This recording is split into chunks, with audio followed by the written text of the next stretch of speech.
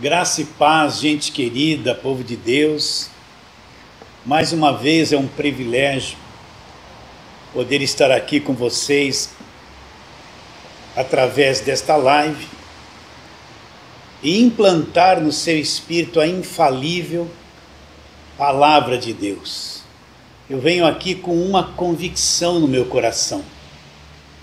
E a convicção é que quando você ouvir a palavra da verdade, que é o Evangelho da graça de Deus, essa palavra é viva, ela faz a obra, ela nunca vai voltar para Deus vazia.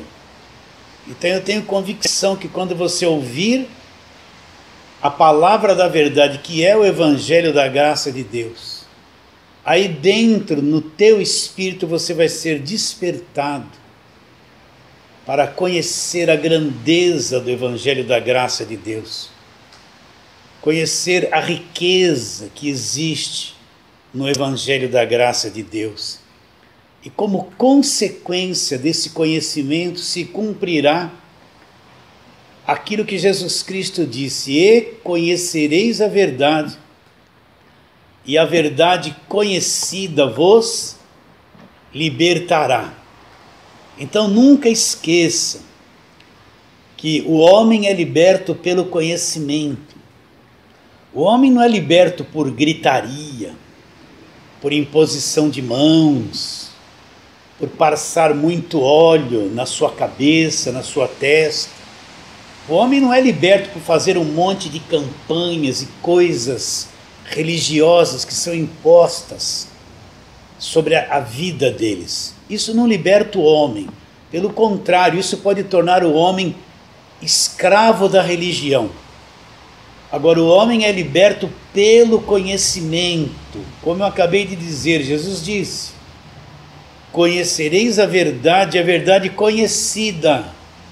O que a verdade conhecida fará por nós? A verdade conhecida nos libertará. Então vamos à palavra de hoje. Eu quero ler para vocês novamente Romanos capítulo de número 1, e nós vamos ver versículos 16 e 17. O que Paulo diz? Pois não me envergonho do Evangelho, porque é o poder de Deus. Repare bem o que Paulo está dizendo. Ele não se envergonha do Evangelho, porque o Evangelho é o poder de Deus. Poder de Deus direcionado a quê? Para a salvação de todo aquele que acredita. Primeiro do judeu e também do grego.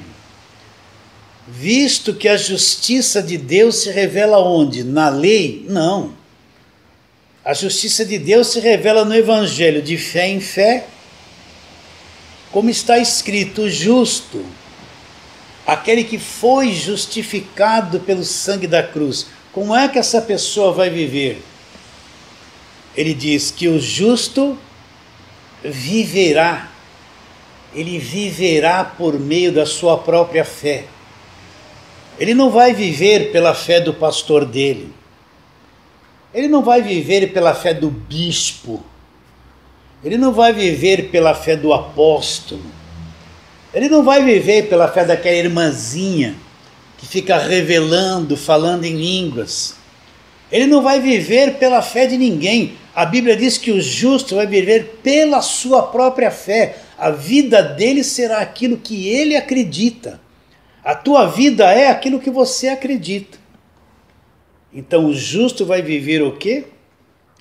Pela sua própria fé. Agora, quando a gente fala em Evangelho, quando Paulo fala que não se envergonha do Evangelho, Paulo tem em mente uma coisa: ele conhece todo o Velho Testamento. Eu tenho repetido tudo isso. Ele conhece todo o Velho Testamento. Paulo era fariseu, ele era cumpridor, zeloso da lei. O judaísmo era religião nacional, ele era judeu, praticava tudo aquilo que estava debaixo de lei.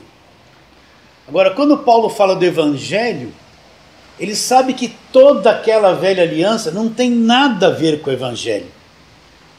Ele sabe que o azeite da botija daquela viúva não tem nada a ver com o Evangelho. Ele sabe que aquela história toda da farinha da panela não tem nada a ver com o Evangelho. Ele conhece a história do rei Senaqueribe, do rei Josafá. Ele sabe que aquilo não tem nada a ver com o Evangelho. Ele sabe quando Elias orou e choveu, e orou e a chuva parou, quando desceu o fogo do céu. Ele conhece toda a história de Eliseu, do manto, ele conhece toda a história do manto. Ele conhece a história de Esdras, de Neemias. Ele conhece a história de José no Egito. Mas quando Paulo fala do Evangelho, ele não tem em mente a história do povo judeu. Ele não tem em mente a formação do povo de Israel. Paulo sabe que o Evangelho começou na cruz. Paulo sabe que toda aquela velha aliança não é Evangelho. Paulo sabe que quando Cristo diz ali na cruz, está consumado, rendeu o Espírito e o sangue foi derramado, então Paulo sabe que o Evangelho começa da cruz para frente. Mateus, Marcos, Lucas e João até a cruz não é Evangelho. É Jesus como judeu, ele está cumprindo a lei, ele veio para cumprir a lei. Ele está fazendo milagres, multiplicando pão, tendo controle sobre a natureza, porque ele era o Criador de todas as coisas. Mas ele não está pregando o Evangelho da graça de Deus. Entende? Porque o Evangelho começa da cruz para frente, começando com aquela obra consumada de Cristo na cruz do Calvário. Então vamos ver o que Paulo pregava. Para ter clareza sobre isso, preciso saber o que Paulo pregava. Então vamos discorrer aqui em dois textos. Primeira carta de Paulo aos Coríntios, capítulo 1. Vamos ver um outro aspecto do poder de Deus que Paulo fala. Primeira carta de Paulo aos Coríntios, capítulo 1, versículo 18. O que Paulo fala? Certamente a palavra da cruz é loucura para os que estão perdidos. Mas para nós que somos salvos, o que é a palavra da cruz? É o poder de Deus. Então o que significa a palavra da cruz? Tudo aquilo que aconteceu na cruz através da morte de Jesus Cristo, do sacrifício perfeito. A palavra da cruz são vários ensinamentos daquilo que aconteceu na cruz, do sacrifício perfeito, do sangue derramado. Então Paulo fala que a palavra da cruz é loucura para quem está perdido. Mas para nós que somos salvos, a palavra da cruz é o poder de Deus. Ele continua dizendo, versículo 23, o que Paulo pregava? É isso que você tem que entender. Olha o que Paulo fala. Mas nós pregamos Cristo crucificado, escândalo para os judeus, loucura para os gentios. Mas para os que foram chamados, tanto judeus como gregos, pregamos Cristo. Agora o que ele fala que Cristo crucificado é? Olha lá. Pregamos Cristo, poder de Deus e sabedoria de Deus. Então o que Paulo está dizendo? O que Paulo pregava? Paulo pregava o Cristo crucificado, aquele que estava morto na cruz. O efeito, a grandeza, o poder da morte de Cristo na cruz. Ele mesmo fala, mas nós pregamos Cristo crucificado. O que é o Cristo crucificado? É aquele Cristo, o sacrifício perfeito, a morte dele na cruz. Então você tem que levar em consideração que o ministério de Jesus Cristo teve 3 fases. Primeira fase, eu já te expliquei, ele vem como judeu, nasceu como judeu para cumprir a lei. A segunda fase do ministério de Jesus é quando ele vai para a cruz e ele morre. O Cristo morto, aquele Cristo que morreu, ali na cruz. Este é o Cristo morto, crucificado, que Paulo pregava. E a terceira fase é quando Cristo ressuscitou, quebrou o poder da morte para nossa justificação. Então essas três fases são importantes e trazem riquezas absurdas para cada um de nós. Então vou ler de novo. Olha, Paulo está dizendo isso. Se ele diz isso, está escrito, é verdade, você tem que crer. Mas nós pregamos Cristo crucificado. Quem é o Cristo crucificado? Aquele que morreu na cruz.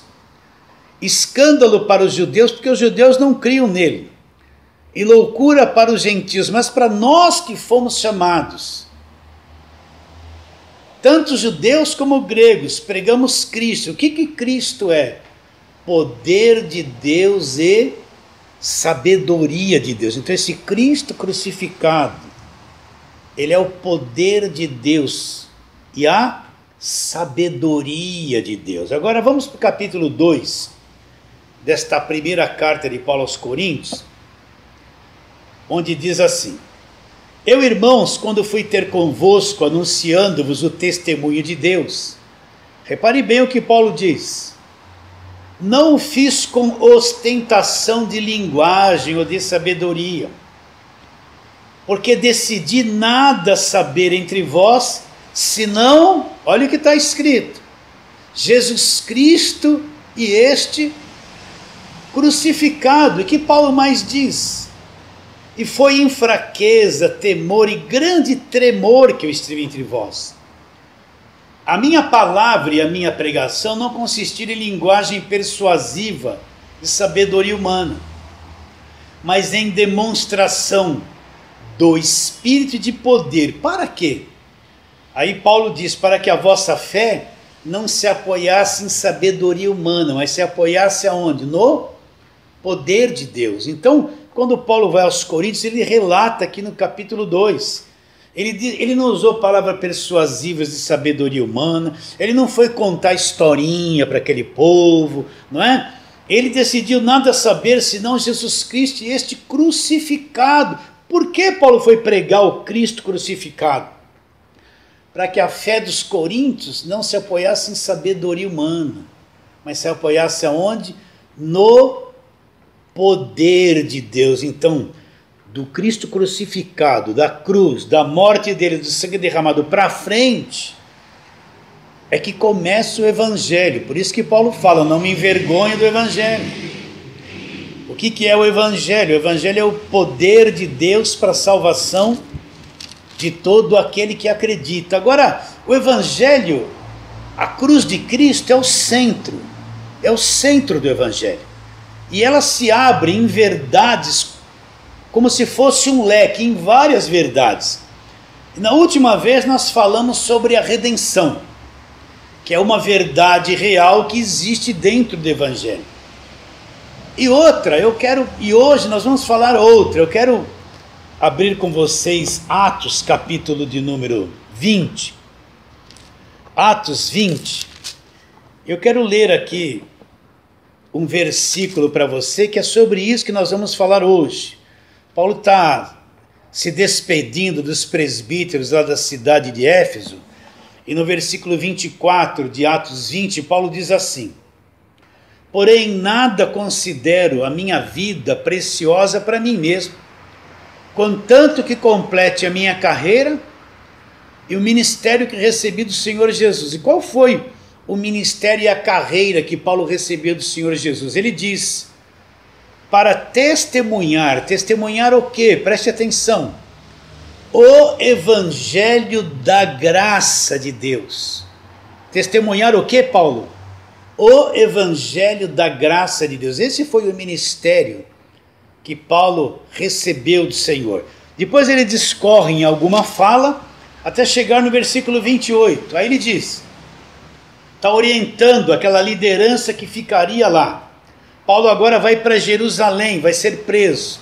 Então ele diz, atendei por vós e por todo o rebanho, sobre o qual o Espírito Santo vos constituiu bispos. Agora preste muita atenção no que eu vou te dizer. para pastoreardes a igreja de Deus. De quem é a igreja? A igreja é de Deus. Agora vem aqui o término nesse versículo. Isso aqui é gigantesco. Diz assim: para pastoreardes a igreja de Deus, a qual ele comprou com seu próprio sangue. Pastor, repete isso. Eu vou repetir, presta atenção. A igreja de Deus, a qual ele comprou. Será que você está entendendo? Ele comprou com seu próprio sangue.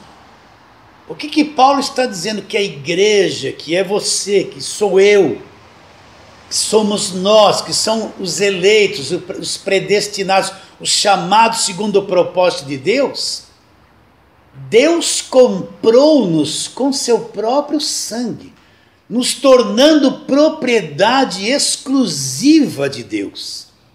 Será que você entende isso? Será que você compreende que você foi comprado? O preço da tua vida foi o sangue de Jesus, e nós nos tornamos propriedade exclusiva de Deus. Nós somos de Deus para sempre. Ele pagou pela minha vida, pela sua vida. Ele pagou pela nossa vida. E qual foi o pagamento?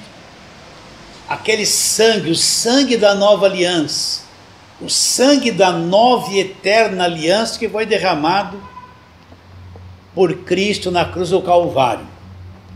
Agora, eu tenho que ter clareza sobre o sangue de Jesus. Porque o sangue de Jesus não era um sangue como o meu, como o teu. Todos nós viemos da semente de Adão. Então nós já nascemos pecadores, morando nesse corpo de carne, cheio de tendências, cheio de paixões, um corpo que é contrário à vontade, é contrário a Deus. Agora, Jesus Cristo nasceu de uma forma diferente. Ele nasceu por uma obra de Deus que nós vamos ler e trabalhar em cima disso aqui para vocês. E o sangue dele não era corrompido como o nosso. A natureza dele não era uma natureza manchada como a nossa. Porque ele não veio da descendência de Adão. Apesar de ter nascido de uma mulher, ele tinha um sangue de Deus. Vamos ler alguns versículos aqui para trabalharmos em cima desse pensamento. Vamos lá. João capítulo de número 1. João capítulo de número 1. Vamos ler aqui vários versículos. Versículos 1 a 3, depois 10 a 14. Então, preste bastante atenção. Depois você procure isso na Bíblia, anote tudo isso, leia, releia bastante para memorizar estas coisas. João capítulo 1 diz: no princípio era o verbo da vida, o verbo estava com Deus e o verbo era Deus, ele estava no princípio com Deus, todas as coisas foram feitas por intermédio dele, sem ele, nada do que foi feito se fez. Vamos lá para o versículo 10, o verbo estava no mundo, o mundo foi feito por intermédio dele, mas o mundo não o conheceu. Veio para o que era seu, e os seus não o receberam. Mas a todos quantos o receberam, deu-lhes o poder de serem feitos o quê? Filhos de Deus, a saber, aqueles que acreditam no seu nome, os quais não nasceram do sangue, não nasceram da vontade da carne, não nasceram da vontade do homem, mas nasceram de Deus. Agora presta atenção nisso, o verbo se fez carne. Olha o que eu estou te dizendo, ele não foi feito, ele se fez carne. E habitou entre nós cheio de graça e de verdade. E vimos a sua glória, glória como do unigênito do Pai. Então, o que esse texto está dizendo? Que um dia Deus se humanizou. Deus se fez carne. Assumiu um corpo humano. Ele próprio se fez. Ele não foi feito. Ele próprio, pelo seu poder, se fez carne e veio habitar entre nós. Vamos para outro texto. Isso para te explicar sobre o sangue de Jesus. Vamos para outro texto. Lucas, capítulo de número 1. Lucas, capítulo de número 1. Vamos ver aquele episódio onde Deus revela a Maria que ela vai ser mãe. Então vamos lá, Lucas 1, versículo 26. No 6º mês foi o anjo Gabriel enviado da parte de Deus para uma cidade da Galileia chamada Nazaré, a uma virgem desposada com certo homem da casa de Davi, cujo nome era José. A virgem chamava-se Maria. E entrando o anjo onde ela estava, disse: alegra-te, muito favorecida, o Senhor é contigo. Ela, porém, ao ouvir esta palavra, perturbou-se muito e pôs-se a pensar no que significaria esta saudação. Mas o anjo lhe disse: Maria, não temas, porque achaste graça diante de Deus. Eis que conceberás e darás à luz um filho, a quem chamarás pelo nome de Jesus. Este será grande, será chamado Filho do Altíssimo. Deus, o Senhor, lhe dará o trono de Davi, seu pai. Ele reinará para sempre sobre a casa de Jacó, e o seu reinado não terá fim. Então disse Maria ao anjo: como será isto, pois não tenho relação com homem algum? Respondeu-lhe o anjo: descerá sobre ti o Espírito Santo, o poder do Altíssimo te envolverá com a sua sombra, por isso também o ente santo que há de nascer será chamado Filho de Deus. Então presta atenção. Deus estabeleceu um princípio. Só faz parte deste nosso mundo aqueles que nascem de acordo com a natureza deste mundo. Então Deus não poderia vir aqui na terra de outra forma. Ele tinha que se submeter e se sujeitar aos próprios princípios estabelecidos por ele de acordo com a natureza implantada por ele nesse mundo. Então Deus agora ele vai assumir uma forma humana. Como ele vai fazer isso? Nascendo como eu nasci, como você nasceu, como todo ser humano nasce de um ventre. Então esse anjo aparece para Maria, dá a saudação para ela e diz uma grande palavra para ela, que ela iria conceber, iria dar à luz um filho que se chamaria pelo nome de Jesus, e este filho seria chamado Filho do Altíssimo, o ente que havia de nascer. Ele seria um ente santo, seria chamado Filho de Deus. Então é isso que eu quero que você compreenda. Se Jesus nascesse de uma forma normal, através de uma semente humana, de qualquer homem, ele nasceria corrompido, estragado, com a genética de Adão. Ele nasceria debaixo do pecado. Ele jamais poderia consumar a obra perfeita da cruz, porque ele seria um cordeiro manchado, como no passado. Então Deus precisava de alguém que fosse puro, que tivesse o sangue puro, que fosse santo, que não tivesse nada da genética de Adão.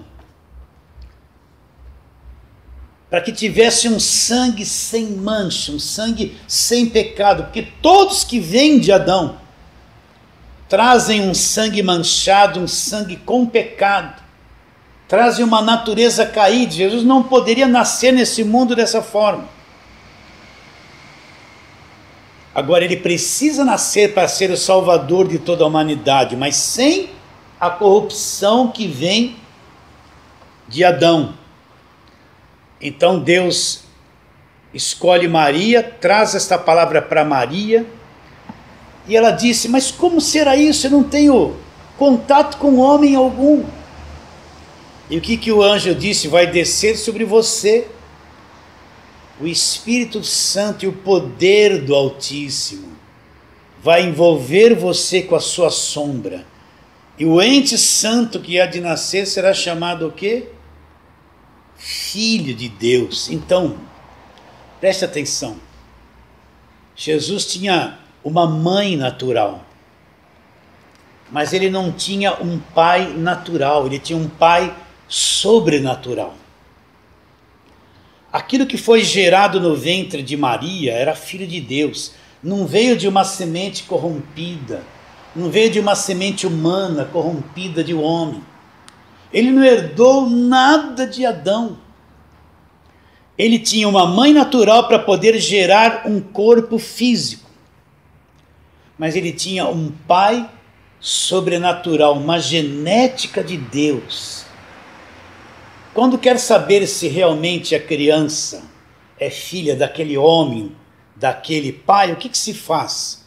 Se faz um exame de DNA, colhe-se o sangue do pai e faz-se um exame de DNA e através do exame do sangue da criança se comprova que é o mesmo DNA do sangue do pai, o mesmo grupo sanguíneo que a criança tem. Se aquele é o pai verdadeiro, ela vai herdar a genética, o mesmo grupo sanguíneo do pai.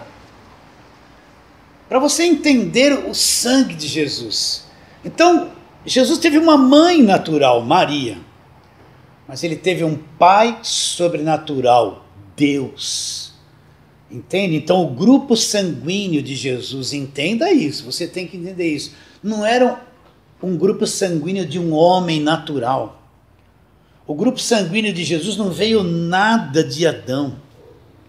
O grupo sanguíneo de Jesus, o sangue de Jesus veio da genética de Deus, um sangue de Deus. Você entende o que eu estou dizendo? Então ele não herdou nada de Maria. Sim, ele nasceu no ventre de Maria. Mas toda a genética de Jesus Cristo foi uma genética vindo de Deus. Por isso que ele é Deus homem e homem Deus. O sangue dele é o sangue de Deus. Deus passou a ter sangue na pessoa de Jesus Cristo. Deus é Espírito. Não tem nada na velha aliança que fale a respeito de que Deus tenha sangue. Mas quando Jesus Cristo vem, Deus se fez carne, assumiu um corpo humano, Deus se fez homem. Então Deus passou a ter sangue na pessoa de Jesus Cristo. Um sangue puro, sangue perfeito, sangue de Deus sem nenhuma mancha, sangue que ali no futuro vai se tornar o sangue da nova eterna aliança. Por isso que Jesus Cristo era Deus em forma de homem, homem, Deus, Deus homem, 100% Deus, e também 100% homem. A natureza carnal de Jesus Cristo não nasceu corrompida como a nossa. Ela nasceu uma natureza perfeita, entende? Uma natureza pura. Ele não nasceu com essa carne debilitada, deformada, como cada um de nós. Ele nasceu com uma carne pura. Alguém diria, mas ele veio de Maria, o que ele herdou de Maria? Olha, quando a mãe alimenta a criança, alimenta através do sangue, o sangue dela vai até a placenta, da placenta para frente é aquilo que sustenta a criança. Então o sangue da mãe leva os nutrientes até a placenta codifica tudo aquilo, mas o sangue da mãe não vai para a criança, só vai os nutrientes. Então aquele corpo que Jesus Cristo tinha era um corpo sem mancha, um corpo que não tinha tendências para o pecado, foi tentado em todas as coisas semelhante a nós, mas nunca cometeu um pecado. Alguém preparado perfeitamente para viver nesse mundo, não ser corrompido por esse mundo, vencer todas as tentações desse mundo, continuar na sua pureza. Por isso ele é o Cordeiro de Deus, sem mancha, sem defeito, sem mácula, o verdadeiro Cordeiro puro. Então Jesus tinha a natureza humana perfeita tinha um sangue puro, um sangue de Deus. Deus passou a ter sangue na pessoa de Jesus Cristo. E também era Deus, homem, Deus, Deus, homem. 100% Deus e 100% homem. E ele, perfeito, resistiu a todas as tentações. Ele venceu o mundo com todas as suas tentações. Nunca se dobrou ao pecado. A natureza dele, física, não era corrompida como a nossa. Jamais se sujeitaria ao pecado. Ele é o Cordeiro de Deus que tira o pecado do mundo, o Cordeiro Santo, o sangue puro. Deus passou a ter sangue na pessoa de Jesus Cristo. Você está entendendo quando Paulo fala que Deus comprou a igreja com seu próprio sangue? Então, recapitulando, o sangue de Jesus Cristo era um sangue de Deus.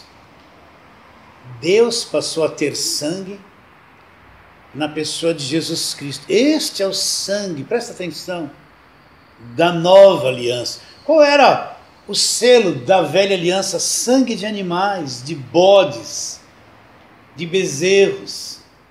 Qual é o selo da nova aliança? O sangue do Senhor Jesus Cristo. Este sangue é o sangue da nova e eterna aliança. Selado, essa nova aliança, esse Novo Testamento é selado pelo sangue da cruz, um sangue puro, um sangue de Deus que foi derramado ali na cruz do Calvário. Será que você entende isso? Então olha como Jesus era maravilhoso. Deus em forma de homem assumiu um corpo humano. Não tinha corrupção, não tinha pecado, nunca pecou. Perfeito, intocável, maravilhoso. Por isso que o vento e o mar lhe sujeitavam. Por isso que ele multiplicava pães. Antes da cruz fez todos aqueles sinais. Porque ali estava o homem-Deus. Deus-homem, perfeito. Quando João Batista olhou para Jesus e disse: olha o Cordeiro de Deus, que vem de Deus. E vai fazer o quê? E vai tirar o pecado do mundo. Olha como é grande isso. O Cordeiro de Deus que vai pôr um fim nessa questão de pecado do mundo. Do mundo. Será que você pode entender isso? Então, o sangue da nova e eterna aliança, derramado na cruz do Calvário, era o sangue de Deus. Está claro isso no seu coração? Então vamos trabalhar um pouquinho mais na palavra de Deus agora. Vamos voltar para Atos capítulo 20, para ler de novo o que Paulo está dizendo ali, para a partir disso irmos para os próximos versículos. Atos capítulo 20, quero ler com calma, para que você fique isso gravado no seu coração. Atos 20, 28, que diz: atendei por vós e por todo o rebanho, sobre qual o Espírito Santo vos constituiu bispos, para fazer o quê? Pastoreardes a igreja de Deus, a qual ele comprou com seu próprio sangue. O que isso quer dizer? Que nós somos propriedade de Deus. Você é a igreja, você é salvo. Está com medo do quê? Você é propriedade de Deus, você pertence a Ele. Você foi comprado pelo sangue da cruz. Você está nas mãos dEle, você nunca mais vai deixar de ser dEle. Porque Ele pagou pela tua vida. E qual foi o preço que Ele pagou pela tua vida? Eu vou repetir. Foi o sangue derramado na cruz do Calvário. Então vou ler de novo. Pastoreai a igreja de Deus, a qual ele comprou. Ele comprou. Como que ele comprou? Com seu próprio sangue. Então eu encontro isso na nova aliança. Se eu procurar na velha aliança, não tem isso. Mas na nova aliança eu vejo. Eu fui comprado pelo sangue da cruz. Eu fui resgatado pelo sangue da cruz. Eu vivo uma nova aliança. aliança selada com o sangue da cruz. Eu encontro essa verdade no Evangelho, que no Evangelho eu sou dele para sempre, eu fui comprado pelo sangue dele, sou dele para sempre. Então vamos a outros versículos aqui. Vamos lá, primeira carta de Paulo aos Coríntios, capítulo de número 6. Primeira carta de Paulo aos Coríntios, capítulo de número 6. Então preste muita atenção nisso que eu estou lendo para você, porque isso aqui se revela no Evangelho. Isso é uma grande verdade que existe na Nova Aliança. Então capítulo 6 da primeira carta de Paulo aos Coríntios, nós vamos ler ali versículos 19 e 20. Olha o que ele diz.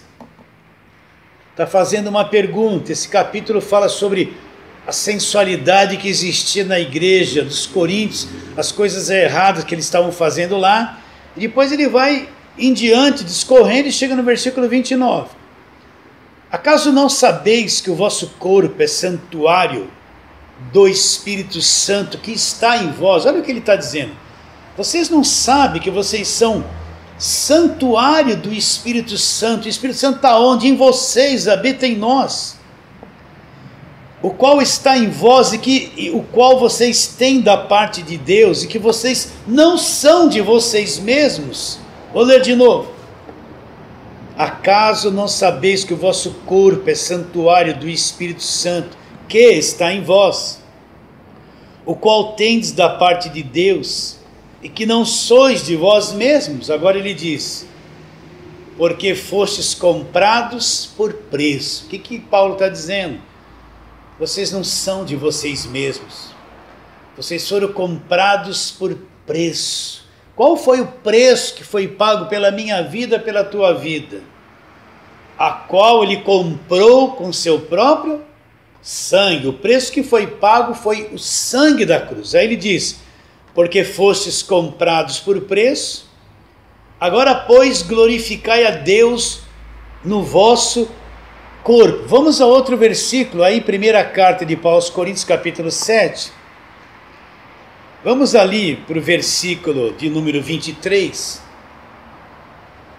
onde ele diz, por preço fostes comprados, não vos torneis escravos de homem. O que Paulo está dizendo?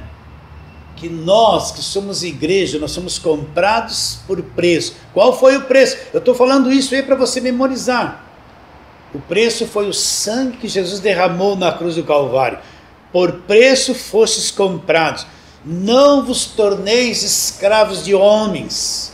Não vos torneis escravos de homens. Vamos agora ver aqui mesmo, primeira carta de Paulo aos Coríntios, um versículo que nós lemos na última pregação, capítulo 1, versículo de número 30, que diz, mas vós sois dele em Cristo Jesus. Agora, o que Cristo Jesus se tornou da parte de Deus para nós? Sabedoria, justiça, santificação e redenção, para que, como está escrito, aquele que se glorie, glorie no Senhor. De quem nós somos? Nós somos dele. Nós somos de Deus, somos comprados pelo sangue da cruz. Nós somos dele em Cristo Jesus. Agora vamos lá, Efésios capítulo de número 1, tem ali uma coisa gloriosa que fala a respeito disso. E ele diz, vamos ler, tem muita coisa para ler nesse capítulo 1. Vamos ler a partir do versículo 7, no qual nós temos a redenção pelo seu sangue, a remissão a remissão dos pecados segundo a riqueza da sua graça, que Deus derramou abundantemente sobre nós em toda sabedoria e prudência, desvendando-nos o mistério da sua vontade, segundo o beneplácito que propuser em Cristo, de fazer convergir nele, na dispensação da plenitude dos tempos, todas as coisas, tanto as do céu como as da terra. O que Paulo está dizendo? Esse mistério esteve oculto, agora foi revelado, que Deus faz todas as coisas, tanto do céu como as da terra, convergir, Cristo é o centro de todas as coisas. Todas as coisas convergem para o centro, para Ele. Tudo converge para Ele. Ele é o centro de todas as coisas. E no versículo 11 ele diz: nele digo, no qual fomos também feitos herança. Presta atenção. No qual também fomos feitos herança, predestinados segundo o propósito daquele que faz todas as coisas, conforme o conselho da sua vontade. O que ele diz? Que nós, através deste sangue que nos resgatou, que pagou por nossa vida, nós somos feitos o quê? Herança. Você é uma herança de Deus. Você é uma propriedade exclusiva de Deus. Você pertence a Deus. Agora eu pergunto para você, vamos supor que você compre uma casa, um imóvel, passa a ser seu. Você deixaria que alguém fosse lá arrancar o telhado? Você deixaria que roubassem as portas? Que quebrassem os vidros? Você deixaria que arrombassem a porta de entrada? Que derrubassem a casa? Não, você é o proprietário. Você guardaria sua casa, protegeria ela de qualquer coisa. Agora, se nós somos propriedade exclusiva de Deus, comprados pelo sangue, presta atenção. Você acha que Deus vai nos largar por aí, esquecer de nós? Vai deixar com que coisas ruins venham sobre a nossa vida?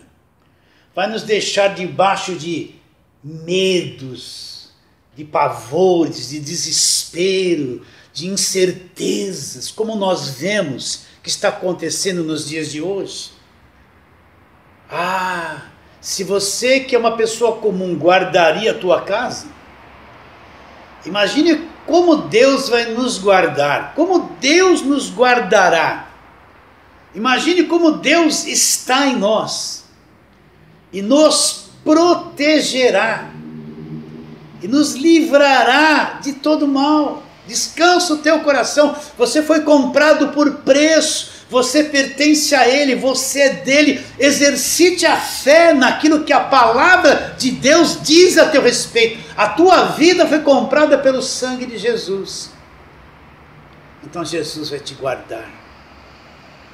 Então vamos terminar esta palavra voltando aonde começamos. Romanos, capítulo de número 1, versículos 16 e 17. O que Paulo fala? Pois não me envergonho do Evangelho. Por que Paulo não se envergonha do Evangelho?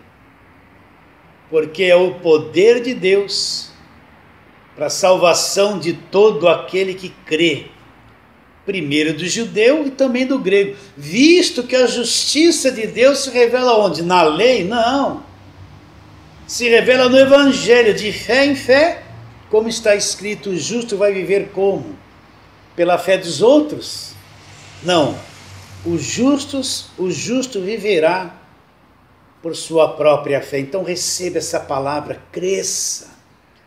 Fique convicto no teu coração que você é propriedade exclusiva dele e que ninguém pode nos arrebatar das suas mãos. Então vamos ficando por aqui, em nome de Jesus.